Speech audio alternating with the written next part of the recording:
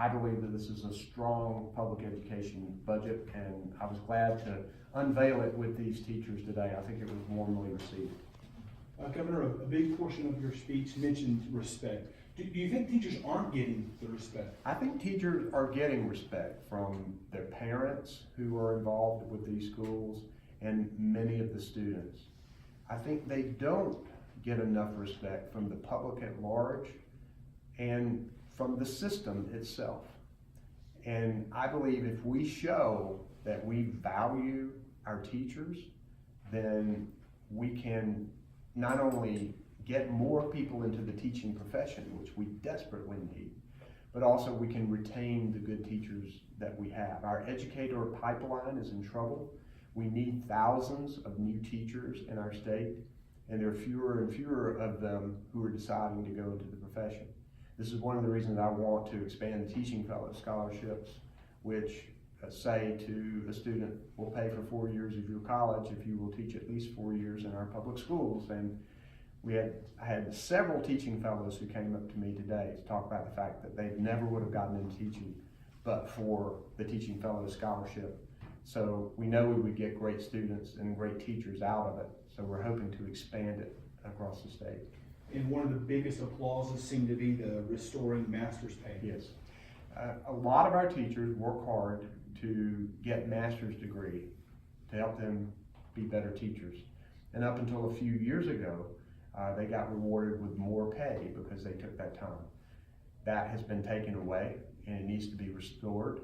I think there's already been a bipartisan piece of legislation introduced in the General Assembly to do that.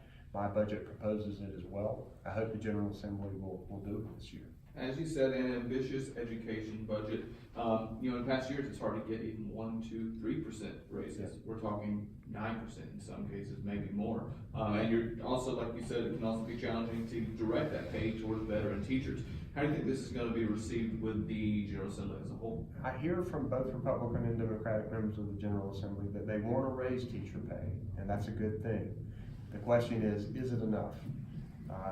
We are now 37th in the country in teacher pay. That does not show enough respect. My teacher pay plan would bring us to #1 in the Southeast in 4 years. I think that is a positive step. We've already mapped out the first 2 years with this budget with an overall 9.1% average pay. Some teachers will get more, some teachers will get less, but with the steps in the pay, it makes sure that teachers are continued to be rewarded for the longer they stay in the profession. So we want to restore this respect to the profession. It should already be there, and it is already there with a lot of people.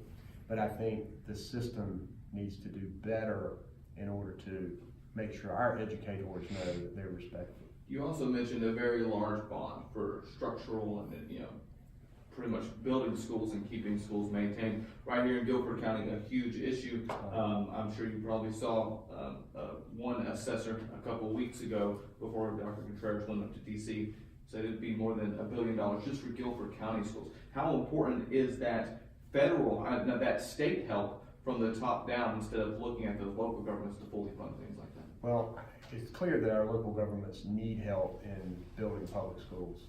And my bond proposes $2 billion to do that. I think we have strong support for a school bond in our legislature. It also, though, provides $500 million for our universities, $500 million for our community colleges, $800 million for clean water. Clean water infrastructure is a place where we must invest.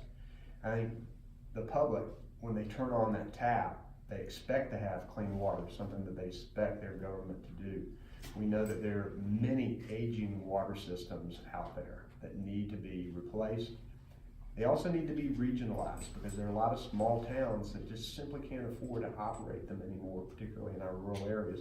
And many of them want to have a regional solution that would ease the financial burden on them and ensure more clean water for their citizens.